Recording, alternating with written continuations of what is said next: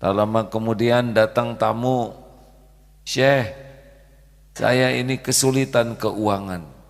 Sulit, saya miskin, melarat. Adakah amalan yang bisa membuka pintu rizki supaya rezeki saya dibuka?" Perbanyak istighfar.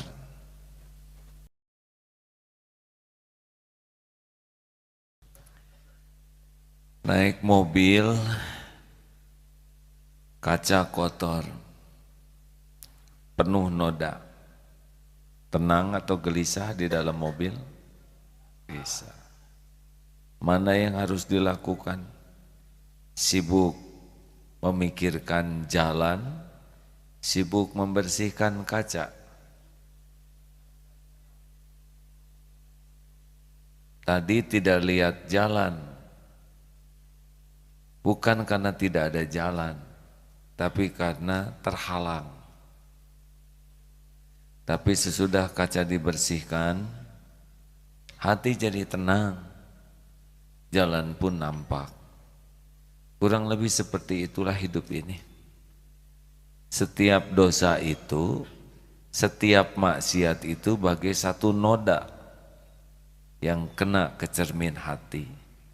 Semakin banyak maksiat, makin tertutup cermin hati kita. Dia pasti akan gelisah, cemas, dan tidak bisa melihat jalan yang sudah Allah siapkan. Bukan tidak ada jalan, tapi tidak terlihat. Maka penting sekali bagi kita untuk menghapus dosa. Dan di antara penghapus dosa adalah istighfar. Masya Allah. Suatu saat dari Al-Qurtubi menceritakan Imam Hasan Al-Basri. Semoga Allah merahmati beliau. Beliau tiba-tiba sangat ingin pergi ke negeri Syams. Perjalanan yang jauh. Sesampainya di sana ikut sholat. Tidak dikenal beliau sebagai Imam Ahmad. Ulangi. Beliau Imam Hasan Al-Basri, maaf, didatangi tamu, yang ini yang kisahnya ya, maaf tadi tertukar. Yang pertama datang meminta saran, "Syekh, negeri kami kekeringan, tanah-tanah kering kerontang, tidak ada hujan, amalan apakah yang perlu kami lakukan supaya bisa subur kembali?" Beliau memberikan nasihat, perbanyaklah istighfar, mohon ampun kepada Allah. Tak lama kemudian datang tamu, "Syekh, saya ini kesulitan keuangan. Sulit, saya miskin, melarat. Adakah amalan yang bisa membuka pintu rizki supaya rezeki saya dibuka?" Perbanyak istighfar. Ulang lagi, ada lagi tamu yang lain, "Syekh, saya sudah lama menikah, belum punya anak. Adakah amalan supaya saya punya anak?" Perbanyak istighfar. Itu Syekh, ya. Terakhir, "Syekh, kebun-kebun saya rusak, panen gagal. Adakah yang bisa menyuburkan semua ini?" Perbanyak istighfar. Lalu dikatakan seseorang, "Mengapa semua persoalan jawabannya sama?" Kurang lebih beliau mengatakan, "Itu bukan perkataan dariku. Itu adalah janji Allah." Surat Nuh ayat 10.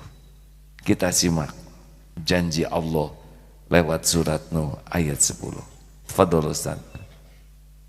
أعوذ بالله من الشيطان الرجيم فقلت استغفروا ربكم إنه كان غفارا يرسل السماء عليكم مدرارا ويمددكم بأموال وبنين ويجعل لكم جنات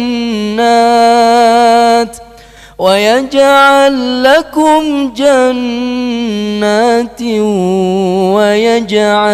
لكم أنهارا.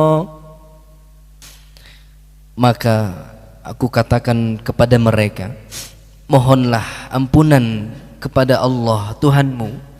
Sungguh dialah Allah yang maha pengampun. Niscaya Allah akan turunkan hujan yang lebat dari langit kepadamu, dan Allah perbanyak harta dan anak-anakmu, dan mengadakan kebun-kebun untukmu, dan mengadakan sungai-sungai untukmu. Ada 4 nih. Faqultu astaghfiru rabbakum innahu kana ghaffara yursilis samaa 'alaikum midrara. Allah akan turunkan hujan yang lebat. Suatu saat sedang kemarau panjang di Madinah, dan Umar bin Khattab, semoga Allah meridhoi beliau, salat istisqa. Beliau tidak berdoa tapi terus memohon ampun, istighfar, dan Allah turunkan hujan karena janji Allah. Ini kemarau sekarang sudah mulai panjang. Seharusnya ajak semua memohon ampun dengan mohon ampunan yang tulus.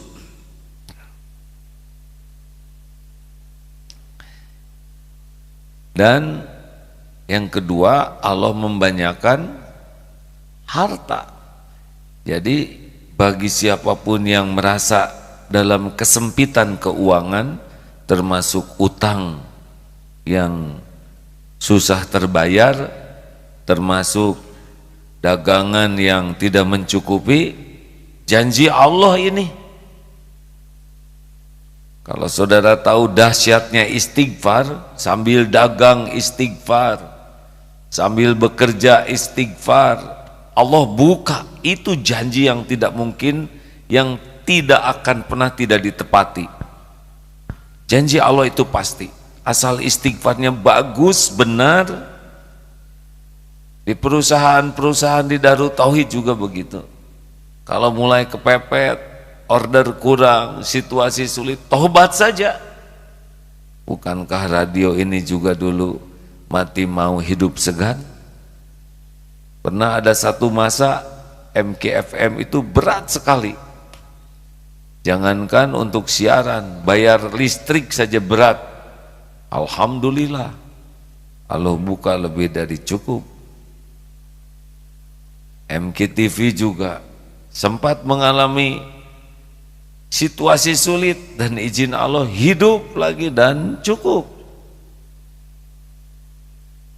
Silakan ditanya amalan apa yang dianjurkan selain sholat TBM, tepat waktu berjamaah di masjid, perbanyak istighfar, karena janji Allah. Yang ketiga, anak. Ini termasuk bab perjodohan, hadirin, karena anak itu lahir kalau sudah menikah. Jadi bagi saudara yang, saya tidak menyebut jomblo ya, kurang enak nyebutnya jomblo, tapi belum mendapatkan pendamping, nah inilah banyak istighfar. Ampun ya Allah, astagfirullahaladzim, rabbighfirli, minta ampun. Dan Allah akan memberikan infrastruktur, kebun dan sungai itu kelengkapan infrastruktur. Yang belum punya anak juga susah punya anak, coba istighfar. Mungkin nanti ada jalannya lewat obat, lewat herbal, tapi kalau istighfarnya diterima, jalannya dibuat oleh Allah. Kalau memang harus lewat bayi tabung, nanti rezekinya ada. Tidak sedikit yang bayi tabung dan tidak juga punya anak karena yang menciptakan Allah, yang menciptakan anak itu adalah Allah, bukan tabung.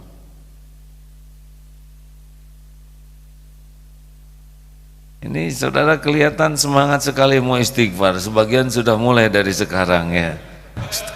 Ya siapa tahu pulang pengajian ini nyangkut. Nah apa Bapak semangat sekali. Perasaan sudah punya istri ya. Kemudian apalagi fadilah daripada istighfar. Surat Hud ayat 3. Silakan Ustaz. A'udzu billahi minasy syaithanir rajim.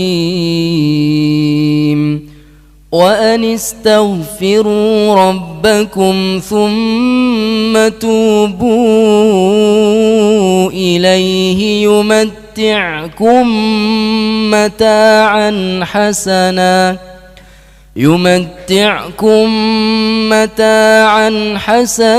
إلى أجل مسمى ويؤتي كل ذي فضل فضله وإن تولوا فإني أخاف عليكم عذاب يوم كبير.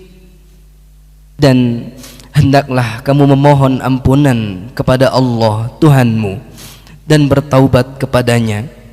Niscaya Allah akan memberi kenikmatan yang baik kepadamu sampai waktu yang telah ditentukan, dan Allah akan memberikan karunia-Nya kepada setiap orang yang berbuat baik.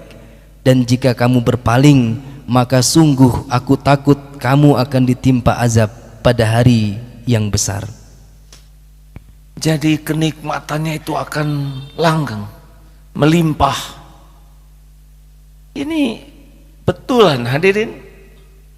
Apalagi kalau kita ingat sabda Rasulullah dalam hadis riwayat Abu Daud, Imam Ahmad,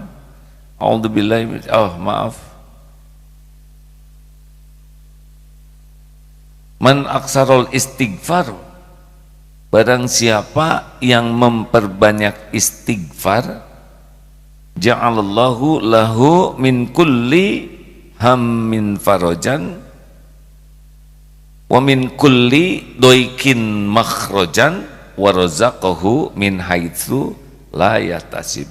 Satu, Allah lapangkan dari kesempitannya, kesempitan hati, kesusahan hati, blang itu. Hati kita tuh dikuasai Allah hadirin. Kalau Allah bikin sempit, nyesek. Rumah lapang, tanah lapang, hati disempitkan, derita. Tapi ada yang rumahnya sempit, hatinya dibuat lapang, enak saja. Kalau Allah mau memberikan penderitaan kepada kita karena buah dari dosa kita, hati dibikin gelisah, sempit, nyesek hadirin. Yang kedua, wa min kulli doikin makhrajan, diberikan jalan keluar dari kesulitan apapun. Allah tahu kesulitan kita karena kita juga dalam kesulitan dengan izin Allah. Nah, salah satu syariat yang bisa membuka jalan keluar adalah istighfar. Imam Ibnu Taimiyah di dalam salah satu tulisan dari keterangan yang saya baca, kalau beliau dalam kesulitan yang besar, sulit untuk memecahkan masalah, istighfar sampai 1000 kali itu, dan Allah berikan jalan keluarnya. Atau yang tadi diceritakan Imam Ahmad bin Hambal, ini diceritakan beliau berangkat ke negeri Syams, jauh dari Baghdad ke sana, sambil tidak jelas nih tujuannya, tapi jauh-jauh datang. Sampai di sebuah masjid, beliau tidak dikenali. Sesudah selesai sholat, mau tidur di masjid dilarang, karena aturan masjid memang tidak boleh tidur di sana. Waktu itu aturannya, Syekh keluar, tidak boleh tidur di sini. Mau tidur di emperan juga tidak boleh. sampai didorong-dorong, padahal itu ulama besar. Kelihatan oleh tukang roti, sudah Syekh, sini saja, rumah saya di belakang toko roti. Sesudah diberi makan, dilihat oleh Imam Ahmad ini, ternyata tukang roti itu selama nyuguhin masak roti istighfar terus, astagfirullahaladzim, astagfirullah. Ditanya, saya lihat engkau istighfar. Ya, inilah yang saya lakukan setiap waktu. Aktivitasnya diisi dengan zikrullah, istighfar. Apa yang engkau rasakan? Hampir semua doa-doaku diijabah oleh Allah, kecuali satu. Apa yang satu yang belum diijabah? Saya sangat rindu untuk bertemu dengan ulama panutan, Syekh Imam Ahmad bin Hambal. Masya Allah, itu orangnya sudah di sana, digerakkan oleh Allah pergi ke jauh, didorong oleh DKM supaya ketemu. Jadi kalau nanti ada yang didorong oleh DKM, ada kemungkinan itu ya akan dapat jodoh. Oh, langsung nyari DKM dan minta didorong ya. Hadirin sekalian, jangan pernah ragu dengan janji Allah. Saya sudah istighfar tapi kok belum juga. Istighfar itu juga bisa mendatangkan kekuatan. Surat Hud ayat 52. Benarkah Ustaz? Betul. Surat Hud ayat 52. A'udzu billahi minasy syaithanir rajim. Wa ya qaumi astaghfiru rabbakum thumma tubu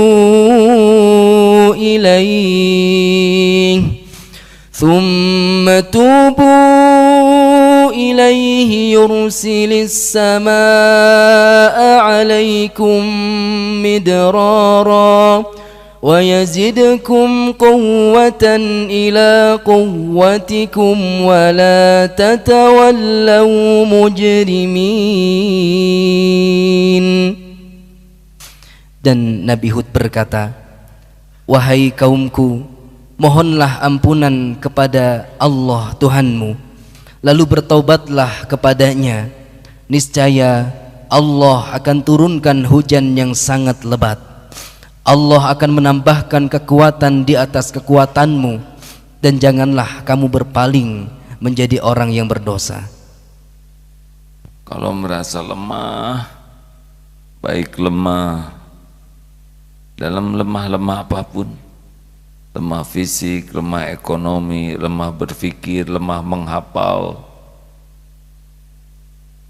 dan lemah-lemah lainnya, istighfar. Termasuk lemah syahwat mungkin ya. Kenapa ketawa sih Bapak? Giliran jodoh ketawa, lemah syahwat ketawa. Coba kendalikan, istighfar ya.